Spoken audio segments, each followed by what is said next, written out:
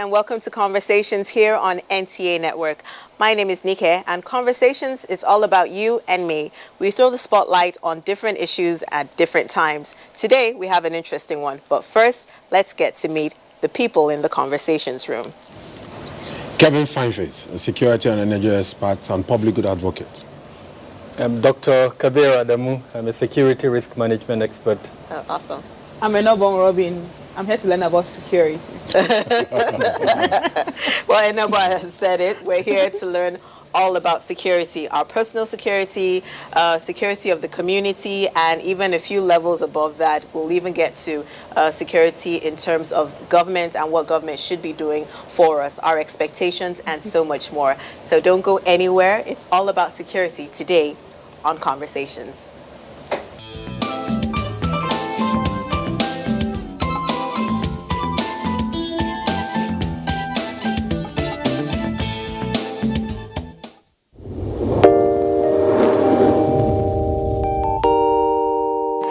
When there's a child out there that's not getting the same that your own child is getting, the difference will tell, and there will come a time in the society where that child is going to take its pound of flesh. Where you can actually, everything from watching a program with the child, you can start up the conversation from something on the TV and say, oh, you know.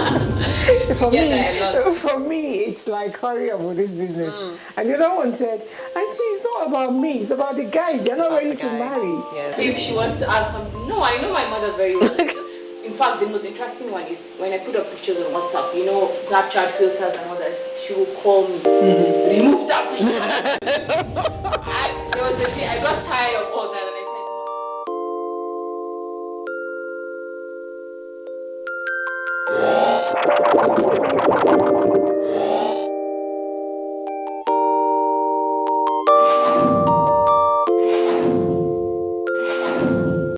if you hear a bomb explosion or gunshots of an active shooter, that might be a terror attack.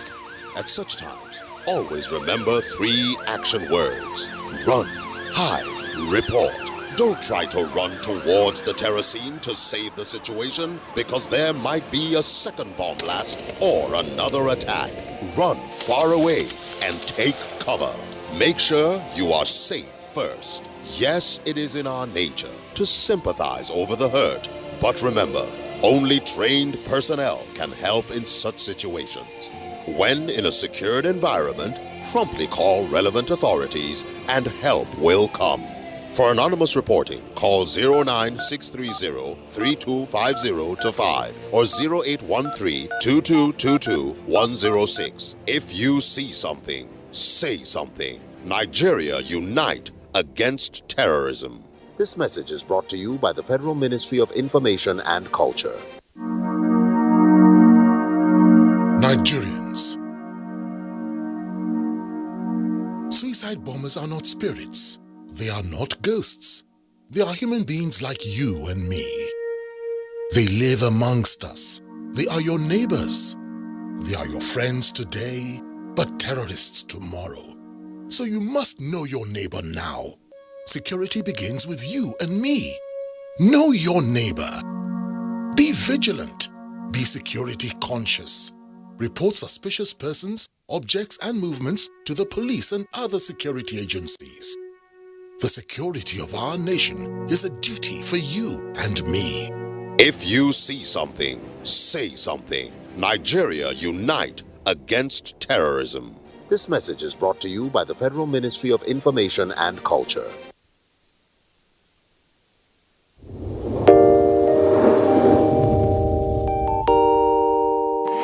When there's a child out there that's not getting the same that your own child is getting, the difference will tell, and there will come a time in the society where that child is going to take its pound of flesh. Where you can actually, everything from watching a program with the child, you can start up the conversation from something on the TV and say, oh, you know. For me, it's like, hurry up with this business. And the other one said, Auntie, it's not about me, it's about the guys. They're not ready to marry. Yes. See if she wants to ask something. No, I know my mother very well. In fact, the most interesting one is when I put up pictures on WhatsApp, you know, Snapchat filters and all that, she will call me, remove that picture. There was a day I got tired of all that and I said,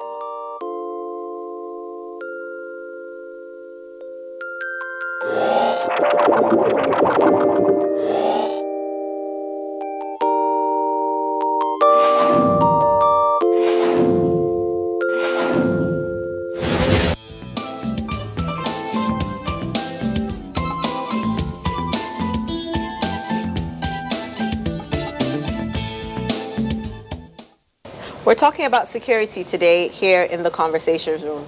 I have Dr. Kabir, Mr. Kevin Fineface, and Nobong, and we're going to be talking about how security affects me and you. Yeah. This is the season of, mind your business. It's very hard for me to see something going on in my neighbor's compound, and I want to say something because I might be abused for it. They'll be like, what's your own? Mind your business and everything. So are we getting to that phase in life where we shouldn't be talking about, things that are happening around us, or should we just go ahead, bite the bullet, and face some of these issues? Because some of them border on security. I don't know if Dr. Kabir will want to start. Yeah, a lot of the things around us actually affect our security. We need to talk about them. There is a slogan and a sensitization campaign by government all around the world. See something, say something. And that thing is actually, a development of the realization that we don't speak a lot about what we see around us. And the reasons are manifold. Sometimes, unfortunately, in the past, when people have spoken, they have landed themselves in trouble. So over time, people have learned to keep quiet. Even though we do talk among ourselves, you just need to go on Twitter or Instagram and you see virtually everything being spoken about. Yes. But are we directing that conversation to the right channel? I think that is where the issue is. So yes, we need to speak about the things we see around us, because at the end of the day, if we speak and steps are taken, then it will be good for our security. If we keep quiet, then that small thing that should have been nipped in the bud at the beginning would grow into a big monster that unfortunately will not be controlled. Kevin? Yeah, for what he said, I would like to put it from the angle of good neighborliness. We cannot, pretend to live in isolation. We need to begin to know who those are our neighbors. One of the things I often do whenever I move to a new place is to get to meet my neighbors. Yeah. Knock on your door, get to let you know I live here, tell you what I do, so as to know what you do. It gives you a fair knowledge of the people you live with within an environment. What that does also, if they get to see someone come into my compound, they will want to be sure if it is part of my compound, is a family member or not. So good neighborliness will really help. See something, say something is a good thing. But I think government needs to begin to create more of anonymous windows for people to truly say something that they've seen, especially where that the level of compromise and connivance from inside of the security agencies is on the high side, where you saw something, you're saying it, and those who you're telling are supposed to protect you are giving information to the suspect that you are the one who brought it. It's your neighbor that brought this information to us. Ordinarily, we wouldn't have known. And the man brought further and said to know my neighbor, which of my neighbor. And he said, your neighbor now, one John. Okay, he goes and you become an enemy, like what you said. Yes. But we cannot, because of the fear of being stigmatized or called out, not to say things that can save the entire community. It's important we don't just keep quiet. It's also important for government to take the lead in creating an enabling environment for people to see what they've seen. And it's important also for people to truly see and say what they've seen, and not just to raise false alarm, like you find sometimes. There's a case at hand, I saw it on Twitter yesterday.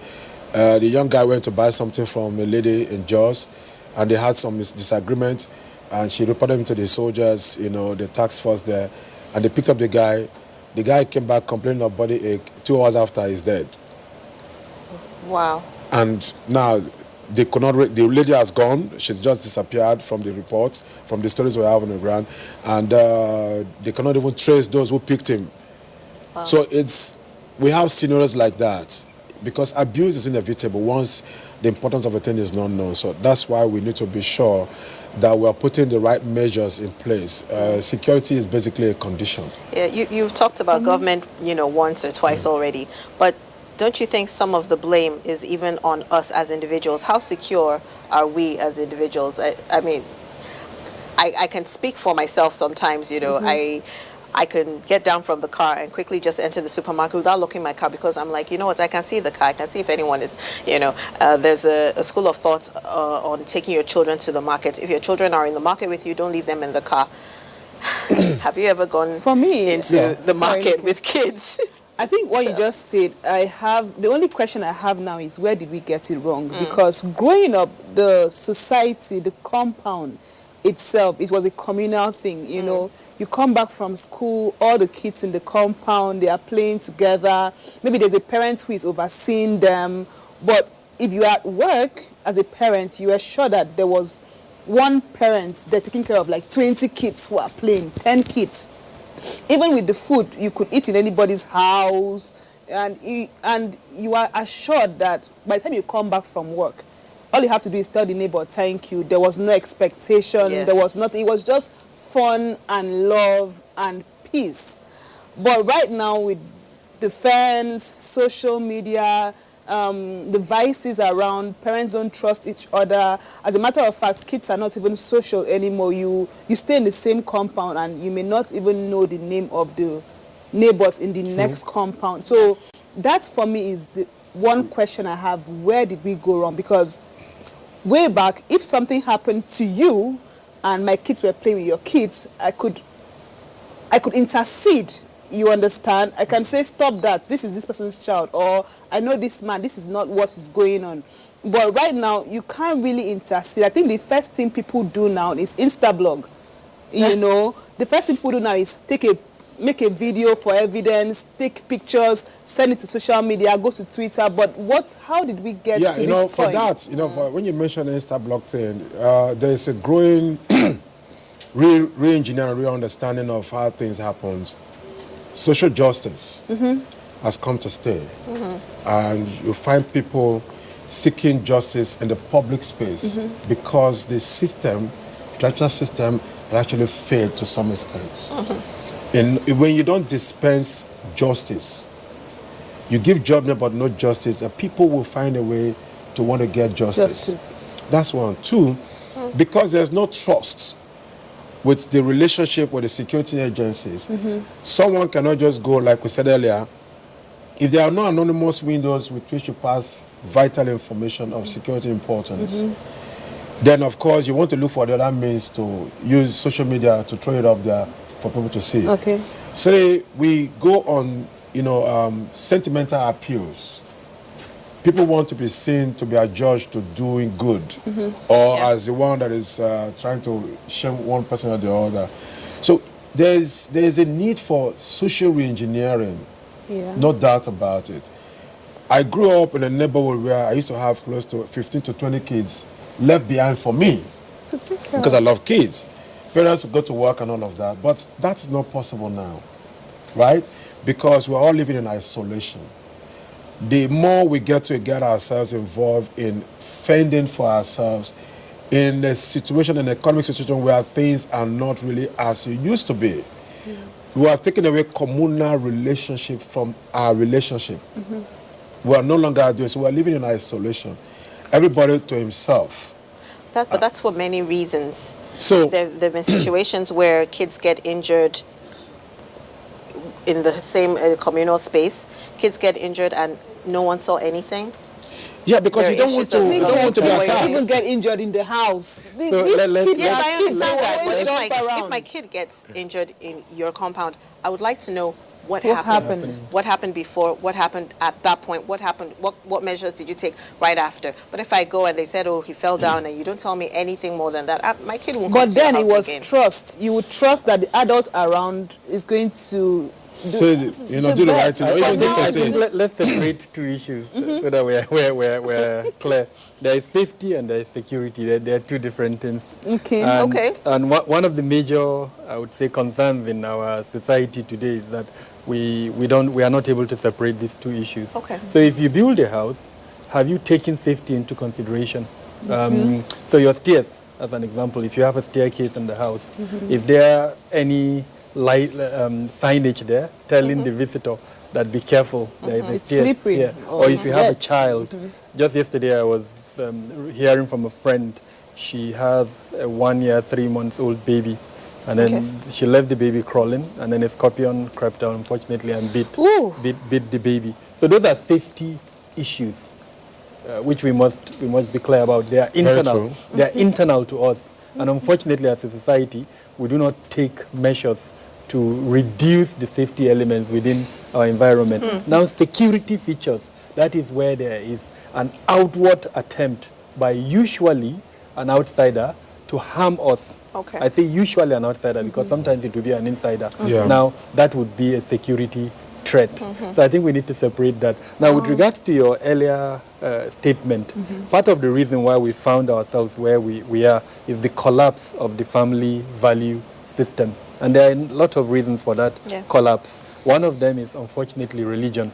The preaching that religion used to do to make us understand the concept of being your brother's keeper. Unfortunately, it has reduced tremendously.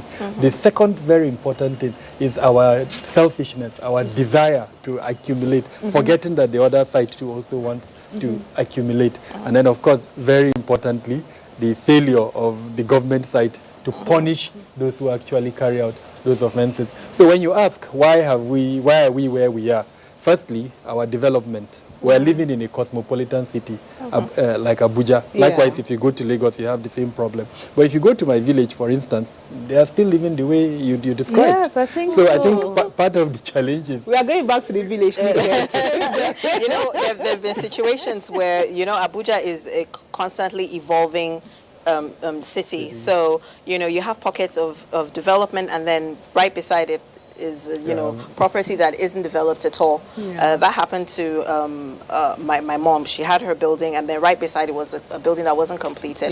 And both of us drove out and left for church, and some people in the abandoned building just jumped into her compound and they robbed us. You know, so the issues with abandoned buildings in particular, is there something that can be done to protect us, those of us that are living in, you know, fully occupied buildings? So two levels. Firstly, what we talked about, see something, say something. When we notice abandoned buildings like that, we should report it. An abandoned building? Yes, to who? To the police, as an example. I've done it.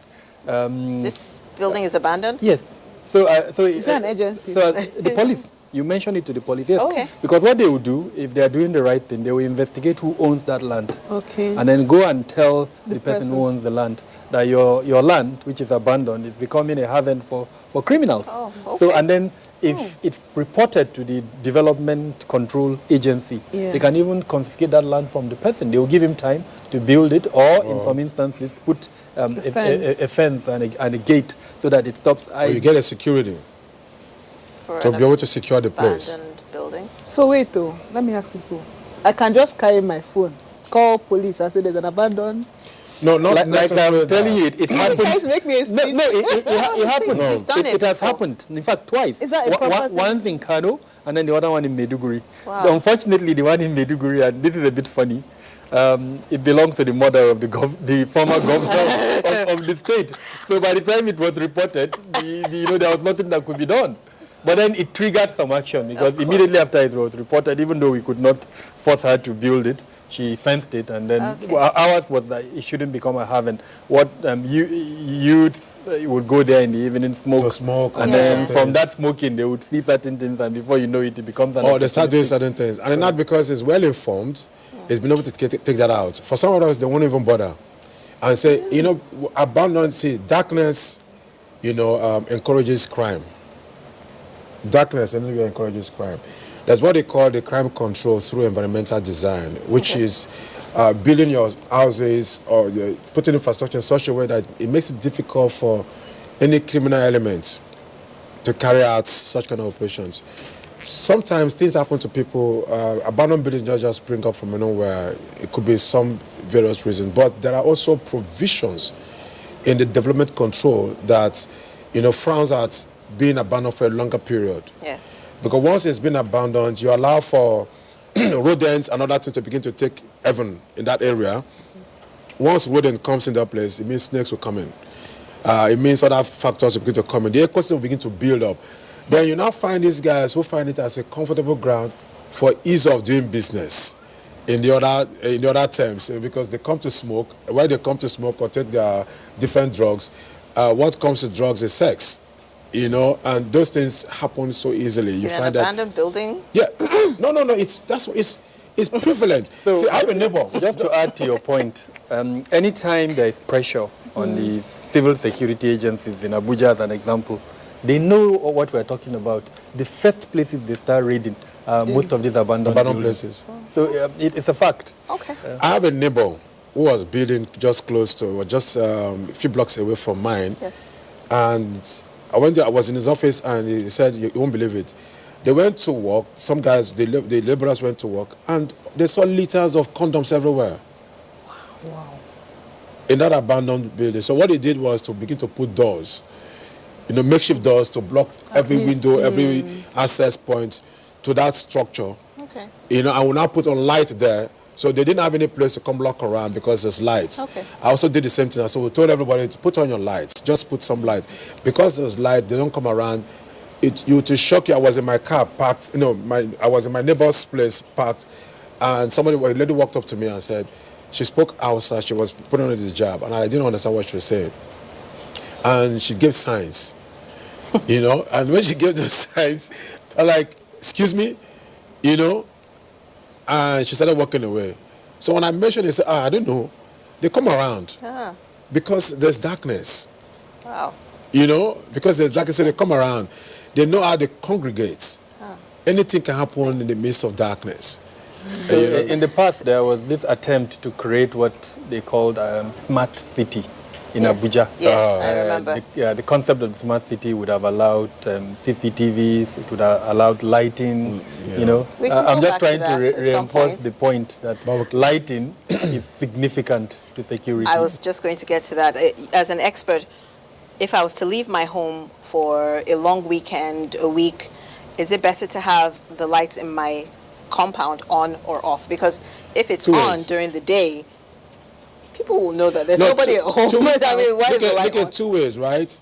We live in a times currently where technology has made life so simpler with innovations. You don't need to actually leave your lights on. All you need to have is to have a smart lighting system.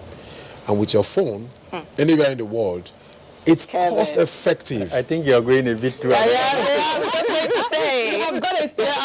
It's very cheap. It's very I see cheap. these things on, CNN and the rest of it. Very, very cheap. Two, you can also have simple lights, solar panel lights that is also sensitive to movements.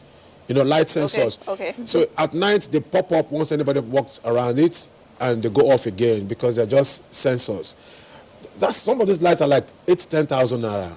You understand? In your compound. Then at home, you have a switch that you just put in there that's more of a retrofit. You don't need to break any wall. It's a retrofit. It just means that you have a switch before. You bring another switch that is, had an RFID, and you put it, and you just connect these things, and it goes on. So you don't need to think about it. It's important your light goes off and on. If the light stays on for a longer period, it tells somebody who has interest, who has been monitoring your place, to say, oh, she's not around or he's not around. So what they will now do is to try burglary to see if they can get something, if you don't have any form of security. So from time to time, what I encourage people to also do is that from time to time, try as much as possible to avoid any type of routine that you do. Also, create some impression. Some people put CCTV, but they don't have CCTV. They have dummy CCTV. They don't have any functional CCTV. Yeah. Some people tell you there are dogs here, beware of dogs. They don't have. Or beware of snakes. Beware of snakes. They do those things deliberately to kind of ward off intruders. Okay. This things happen. See, we live in the times where we have to survive in any means necessary. If the government on our part is having challenge with budgetary consideration, it mentioned a smart city. 700-something million naira was spent for Abuja CCTV project. None is working currently. And we're paying loan for it, actually. And we're paying loan for it. To, the Chinese government, the loan is ongoing, but none is working. Why? When the project was embarked on, I don't think they actually did a proper feasibility study. And did this risk assessment. You see, guys like this, they won't call them. Kabir, please come and help us to do a risk assessment on this project we're supposed to do. Yeah. Let's be sure, okay, these are the intricacies and all of that. They won't do that. They come install the lights. The people don't take ownership of these things. And so what happens is that they start looking for a way to steal their own part of the national cake. You have CCTVs that are installed there, but not monitored, so people go steal the CCTV. So you now ask your question, what was the objective behind this whole project? Why is there no ownership of this project? Who is supposed to be punished for it? Who is be held responsible? Do you get? Well, if you People are supposed to be recall, sacked. at the last budget hearing, the National Assembly attempted to pick up these issues you mentioned. Okay. Because when the Minister of Finance indicated that a loan will be paid, and of course the National Assembly was interested, what loan? And it turned out to be the smart city. And they asked, the same smart city that is not functional, so that we don't deviate from our discussion. Yeah. But I just want to mention the point that some of these questions are being asked by the government. That's why we have a democracy, checks and balance. The executive, even though not the current executive, the immediate past one, but government is a continuum. The legislative arm of government is now asking questions, and hopefully we hope that those questions will lead to some form of penalization. Can I shock like you? Can mentioned. I shock you? No, we have a kind of a cobweb system in this country. What it means is that if somebody is involved in any corrupt act, it's actually spread the bounties, so it's difficult for you to truly punish somebody. You know, except you look for a scapegoat to do that. You'll be surprised. We have the power probe that came up at the large 7th to 8th National Assembly, and nothing really happened. We saw all of those funfair that took place, and people were like expectant, wow, this kind of money, how come? But nothing really happened. Why? Because of the cobweb system. I think I would suggest that we, the media, civil society organizations, interrogate the question so that we have to keep asking questions. But while we're asking questions, there's this adage. Forgive me, I have to use this pidgin English. That "Pick where they cry, they see road." Right? We cannot, because of the failure of governments, fail to do what we're supposed to do. We live in an age and time where information is like this. Okay. Google it. And just Google it, you have solutions that you can... At your fingertips. Just do it yourself. You know what? One solution that I would like us as citizens to tackle? The highway bushes, or bushes that lead into estates. Sometimes you can see your estate right there, but to get there, your heart is beating because, you're scared that someone might jump you at any point in time. Someone's just going to come. It happens. So whose responsibility? I feel that the community should work on things like that. Things as simple as highway bushes, because I know there's a particular estate, they burn the bushes down. It might not be, very environmental, but the environment and all that's not really a good idea. But they burn the bushes down just so that they can see. I think there is a government policy that says from the tar itself to up to a particular distance, it must be cleared. And there is a government department. Yeah, it's a local government department that actually is budgeted for. It's budgeted for. So this is No I think our role as citizens is firstly you're doing the right thing, bringing it out. But we as citizens, we need to also ask questions, and not only ask questions, go to that department. Nikkei, you know what? I think on this show we have to bring the budget and bring an expert to educate us, because these two men have said, oh, this one in the budget, this one, and we have no idea. Basically, we are here talking about different topics every day, and so many things come up, and it's like, what is going on? I think, but let me tell you something that's going on. Yeah, you have not, found time to take the Nigerian project as your project. Every year, budget is being, passed. You've not taken your time to at least pick the documents. Let's get to study it. It's a very small percentage of Nigerians that actually go through that. Let me shock you. But beyond the role of the government, and I think this is critical, because frankly, security is at the heart of everyone. So if for the listeners and all of us among ourselves, if we have such a situation and is within something that we can take care of, we should put our hands together and take care of it. Because the point I think we should all agree is that those overgrown shrubs, overgrown grasses are a haven for criminals. One clear example in the city in Abuja here, there are certain locations where in the past criminals, and these are youths that are hanging around, have taken advantage of under the bridge, as an example, with overgrown wheat. Yes. What they do is they hide under those wheat. Sometimes they're even farms. And to be fair to government has come out with a policy. Okay, don't plant maize in certain locations because maize grow tall, and once the grain is out, the criminals can hide under them. Or you can plant beans, another low climbing plants like that. So it's a reality, and where, as it were, government is not responding, then we should come together as a community and clear. I get that. I get that. housing? But that you see, community comes together and sort out environment. Community come together and do water. Community come together and clear bush. So it's a toll on my salary every single time. Come together and do security, just like you said. We're doing so much already. And we are paying tax to do. And we need to take ownership of the Nigerian project. 3 years ago, I was stabbed 4 times. Mabuchi, under the bridge, under the flyover. Sorry, say that again? Yes, I was stabbed back, had stitches and on my hand and all of that. Oh my God. What were they after? Around 8 p.m., the car had developed a fault. I was just waiting for a callback vehicle, and 2 guys just appeared. And so the next I said, okay, take my wristwatch. As I was pulling off the wristwatch, I had a stab behind me. There was no fight. Oh my goodness. As soon as I turned, wow! I turned, the next thing, my arm. So the way it was going, I had another young guy with me who ran, because he too was also, he ran. So I saw that this was death. So I said, okay, it's only one life and one death. Let me hold on to this guy that I'm seeing right here so that both of us can die together. We die here. What? I called the police. And they said I called the wrong emergency number. Oh my goodness. Oh my goodness.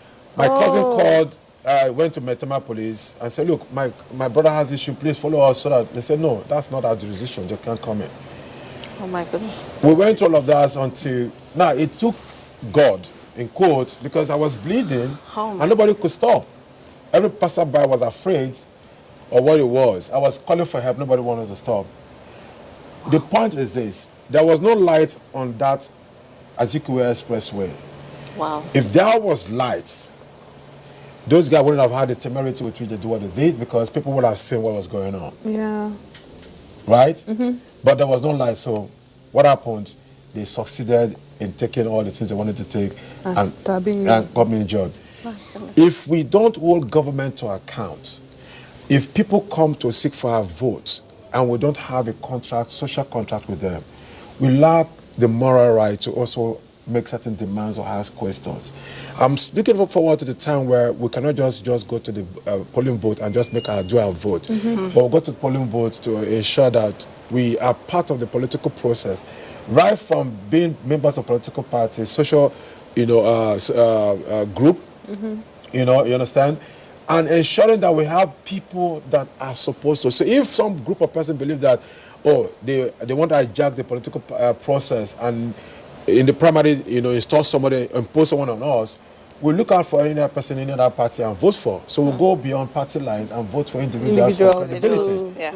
If we keep doing that, if we start doing stuff like that, we have credible people to man leadership position and authority in the country, we cannot demand for services. As citizens also, we should not just sit down. Budget has come up with this fantastic idea, breaking down the budget in simple documents and graphics. It shows you how much money. Unfortunately, I hate to disappoint you. They have not yet reached the security sector. No, we need a security sector reform in Nigeria. Currently, the issues around security are opaque. They are not transparent. And budget, in spite of its attempt to make other sectors, unfortunately, security still remains. And the argument is this: security is supposed to be secret. It's supposed to be confidential. But is this common practice? Is this global best practice in other countries? Is this budget for security top secret? So we need to separate two things. We need to separate the process itself from the requirement. If, as a Nigerian, it's taxpayers' money that they are using to fund the police and the military, I have a right to know how much is being given to them. So that's best practice. All countries will make the budget available. But in terms of the details, yes, it may not be all that. It might not be all that available. in the public sphere. So that is, and the one that really bothers me is the so-called security vote. Yes. It is something that was started under the military era. Could you, for those that don't know what a security vote is, could you explain that? So these are monies that are not budgeted for, but that unfortunately have become part of our system. Allocated Level of governance, from the federal to state to local government, are given funds Called that are security not called security vote. votes, that are not audited, and unfortunately that are not budgeted for. No, Kabir, I think they have certain amount which is already budgeted. But No, they are not. I tell you with all sense of responsibility, it's not budgeted for. What I mean is not budgeted for. You will not pick the 2020 budget and see security vote. Yeah, because So it's hidden somewhere. it's allocated funds. Under a subhead. A subhead. That is Oh, not, I see. That is not known. Obvious, yeah. You So know. You don't know it, I don't know it, but Yes, and so we cannot audit it. okay. Yes, okay. and then the Okay. president, the national security advisor, the governor, or whoever it is, The local government chairman. can use it the way he So likes. the That government means- chairman has. That means there's no checks and balance, because if a state governor is given this security vote to disburse, commissioner for police commissioners and all that, and he decides not to. No, it's not necessarily given for him to disburse to commissioner of police. But I'm just saying for it is an security allocation. purpose. No, I it's don't an know how they allocation. allocate it. I'm It's just an making allocation an that assumption. is done.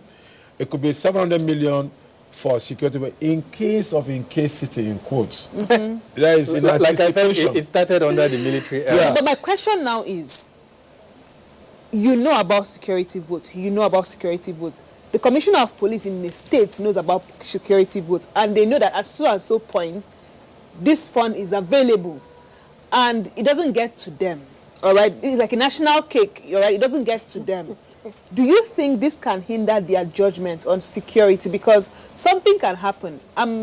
There's a state, that's Cross River State. Excuse me, I'm going to say it. The security situation is horrible. All right, Southern Carolina. and nobody is really doing anything about it. People are getting stabbed, people are getting killed. It's on a daily basis. So I know that this is something that the commissioner for police, it can be arrested. This situation can, but is it that the governor is not releasing security votes to the people that should help? Because it's more like, So, let us live. It's more than that. The political class in Nigeria, unfortunately, are partly responsible for the situation that we are in. In Cross River State, as an example, Yeah. A few years back, I did an assessment of Cross River, and I said that there will be issues in this state. Without meaning to sound political and without calling names, a previous governor's wife started a pet project where she invited young kids from across the region with the idea of setting up, like I said, A foundation a for them, foundation. yes. But somewhere along the line, after inviting the kids, it fell. So if you go to Cross River, at that time you see kids around the ages of 12, teenagers, hanging around. Yes. And I kept on asking the question, what are we doing about these What kids? provision are you making for this? Because she has invited They are them growing. from all over, and they're there. They are growing. They are seeing beautiful things of life. They are not going to school.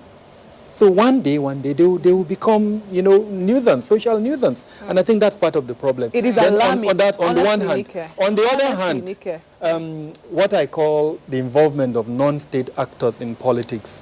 So our politicians arm some youth gangs to protect them during elections. And the INEC chairman said it before the Bayelsa and Kogi elections. He warned that he's aware that touts have been engaged, that they are going to either influence the outcome of the elections or to disrupt the elections in favor of candidates. So that is a common thing all over the country. Now, in the case of Cross River, we have what I will call oligarchs. They are powerful politicians who over time have instituted themselves into, for lack of a better word, cult leaders. Yes. So that if you dare to say anything against them, those cult gangs are there to deal with you. So even though the state security agencies are aware of this, because they are backed by powerful politicians, It's hard to. then unfortunately sometimes they are not able to act quickly. So this is on the one hand. On the other hand, we must admit that the governors sit over state council meetings, where all of this apart from discussed, the DSS is represented, the police, the military, name them, they are all there. So they discuss security issues in the state. So I'm just trying to respond to your question when you say why is nothing being done. They are aware of these things. But because of the conspiracy of silence that we as a society have come to accept Which is back to unfortunately. what I said, mind your business. That's a lot of It people is. do. Beyond- And beyond- out of curiosity though, I'm those of us that are parents, how do we teach our children to be more security conscious? Taekwondo. Hey. Are you a fan of self-defense classes? I'm not. I am. I can't even lift 12 kg weight, guy. I'm not doing that to be with realistic, anyone. For our kids. it's about awareness. I mean, everything. If you ask me to speak security in 1 second, I'll tell you awareness. Okay. Awareness. So we need to Know what talk you need to to know. our kids. Let them be conscious of the dangers around them. So kidnapping, how many of us have sat down with our kids and explained to them what What is kidnapping going is on? and how they can fall victim to kidnap? What anti-kidnap measures as a family have we taken? So you take the kids to school. Have you told them, for instance, that if someone is coming to pick them and if he doesn't mention XYZ, or he doesn't if he don't present a speak. card, or he doesn't say a quote that you've agreed to, that they shouldn't follow him? The school that your kids are going to, do they have cards that they've given to parents that only holders of those cards? So consciousness from at the level of the kids, at the level of the parents, at the level of the school, the nannies, and everyone around us in our space. Have we taken time to learn about that and then to teach each other around that? That for me would be the beginning. If we haven't, then this is the time to do it. Each security threat, because I just used kidnapping as an example, there are several other security threats. We need to pick them one by one, have discussions with the kids, sometimes during dinner or lunch, or just when we're coming back from church or mosque, as it were. Have a discussion with them. Allow them to ask questions, because we are guilty, unfortunately, as African parents. Yes. We don't encourage our kids to ask questions, and when they do, sometimes we shut them down. No, we shouldn't. But not all of us anyway. I'm happy to hear that. Yeah, because I'm a different man, a different parent to that effect. I'm My kids happy ask to me hear that that. stuff. Question though. This concerns the security on the road at night. I mean the checkpoints. What is the proper attitude from the civilian to the police person and vice versa?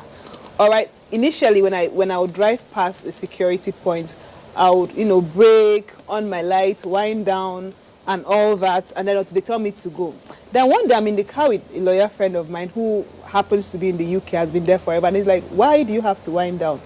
All you have to do is drive slowly, get close to them, on your light, they can see you, and go." And I'm like, hold on, what did he say? He said, "You don't have to wind down." I'm like, this is Nigeria. Don't do that. So when he left, the next day I tried it, all right? And this guy had his flashlight on my eyes, so I couldn't even see where I was going. I had to stop. I didn't have a choice. And then when I wandered down, I'm like, "Good evening, sir." And then he says, "Fine girl, I will go home with you tonight." Imagine. I say, I was shocked. I'm like, what kind of conversation? I'm like, "Oh God, please, I'm just coming back from work. I am tired. I need to go." But I've seen them, at night, you are tired, you need to go, and they are trying to ask you for money. For me, it's okay if you have the money, give them, because it's cold. No, it's not okay. I'm sorry, okay. it's not Yes, okay. sir. I mean, if you have money, don't give. So, but I need to know the proper protocol, What's the proper thing to do at that point. You said it. Standard operating procedure. You said it. You slow down, and you get to where you put on your lights. In fact, before you get into the checkpoint, your inner light must have been on, so that it gives visibility. It also helps you to know way ahead of time, to know if these people are actually real policemen. Because you need to be sure that you see. There's what we need to do. Basic security education. You made mention of awareness, which forms all of that. How much information do we have as citizens to know our simple road drills? How much information do we have as citizens as to know simple basic security architecture within our neighborhood? We are not well informed, we are not well educated. Everything happens by happenstance. We are a people that are experiential in nature. Yes. It's when we have an encounter, we now begin to learn from the process. By right, security, safety drills and health is supposed to be done in schools. From primary schools, it's supposed to be health and safety. Drill, fire drill, fire drills, yes. Those things. Some schools that are well advanced, especially those foreign schools, they'll do those things. Every now and then they have their monster drills, and to get the monster up and all of those things. But we don't find it in public schools. It used to be back then in school, because I went to public school, and we had that experience. You know, public safety was there. But we don't have that anymore. So we can begin to reintroduce that into our curriculum to ensure that our kids understand simple basic drills. That by the time you get to a certain level, nobody needs to tell you what you need to do. Exactly. You now know that, see, if you see a police officer, if you see checkpoint, in some cases, checkpoints, you also pre-informed that there will be checkpoint at XYZ location. Because there's every likelihood, if you're not informed, that criminals can also put their own checkpoints. Checkpoints up, We've seen situations like in the Northeast, the guys are dressed in military camouflage, you know, acting like military checkpoint, and weeks up people out of that place. And people are actually rented. So we need to constantly educate us. And that's why the security agencies need to be held responsible in this time. Because they have not been able to well inform the public as to help them. Now, there's another aspect. Unprofessional conduct is a common trend you find across the security agencies. Unprofessional conduct, you find it across the agencies. Why?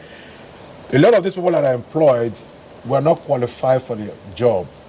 They find themselves in that environment, and so when they see you, it is an aberration for an officer to stop and say, "Fine girl." That's very violated. It is not acceptable. Because he's What on do you duty. mean I'm going home with you? But He's on duty. it was a good thing that you kept quiet, or else the case would have been turned against Yes, you. but yes. Would have. I mean, some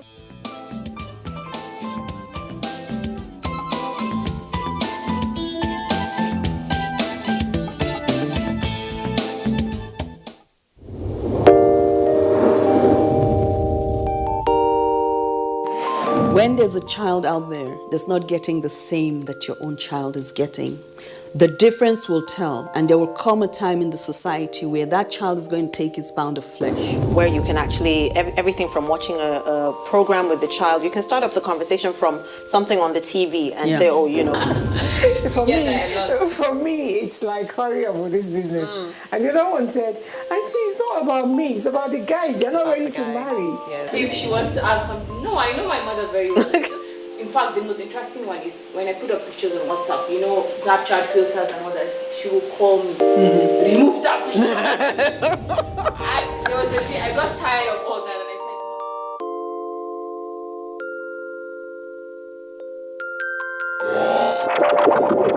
said,